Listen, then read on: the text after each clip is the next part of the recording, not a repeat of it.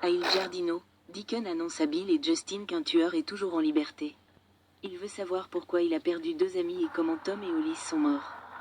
Justin suggère que Deacon se prend peut-être la tête. Deacon soutient qu'aucun d'eux n'avait de problème de drogue.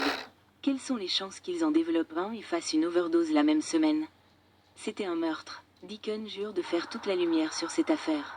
Et lorsqu'il découvrira le coupable, ils paieront. Bill dit à Justin que s'il était à la place de Deacon, il serait lui aussi très énervé. Il annonce à son bras droit qu'il rentre chez lui auprès de Poppy et Luna. Just s'émerveille qu'il ait enfin une fille et espère qu'elle fera ressortir le meilleur de lui-même. Chez Bill, Poppy met en garde Cathy contre les questions excessives. Cathy affirme que c'est une trop grande coïncidence que 2 hommes soient morts du même poison. Cathy affirme que Poppy est tellement inquiète de rester avec un homme plus âgé qu'elle est prête à tuer pour cela. Luna entre et veut savoir ce qui se passe. Poppy dit que Cathy est entrée et l'a accusée de meurtre. Luna n'en croit pas ses oreilles et défend sa mère.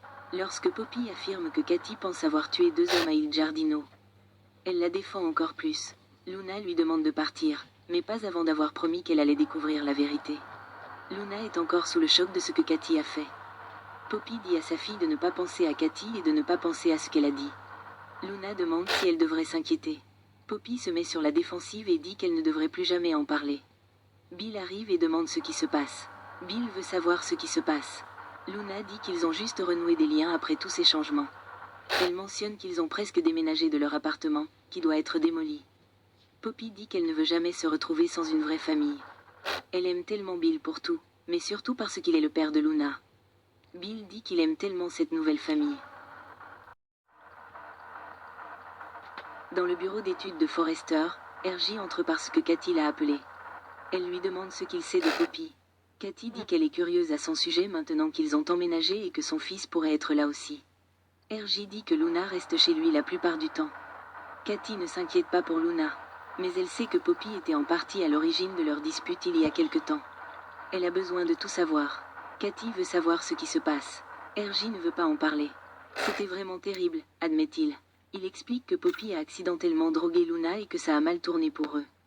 Cathy panique à l'idée qu'il y ait un toxicomane chez lui. RJ affirme qu'elle n'a pas tout à fait tort à propos de Poppy car elle a un côté sombre. Mais il supplie sa tante de ne rien dire car Luna et lui veulent tourner la page. Après le départ de RJ, elle se demande si ce sont les mêmes drogues qui ont tué Tom. Puis elle commence à s'inquiéter pour Bill, qui pourrait être en danger.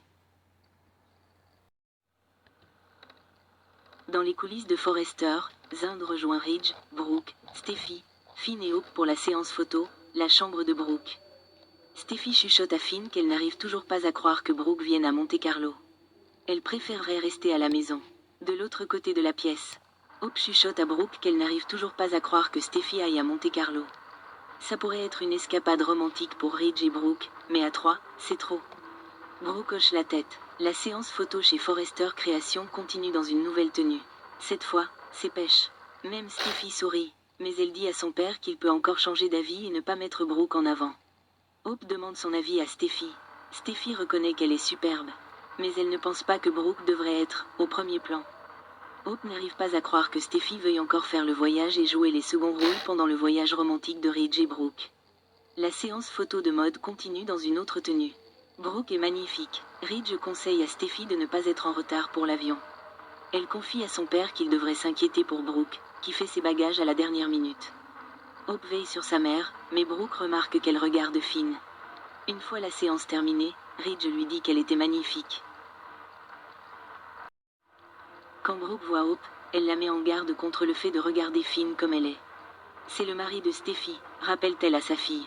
Brooke rassure Hope en lui disant qu'elle trouvera l'homme idéal. Hope lui répond qu'elle n'est pas une briseuse de ménage, mais qu'elle s'amuse juste. Ridge remercie Zund d'avoir pris les photos. Pour toujours Brooke, dit Ridge. Ils s'embrassent.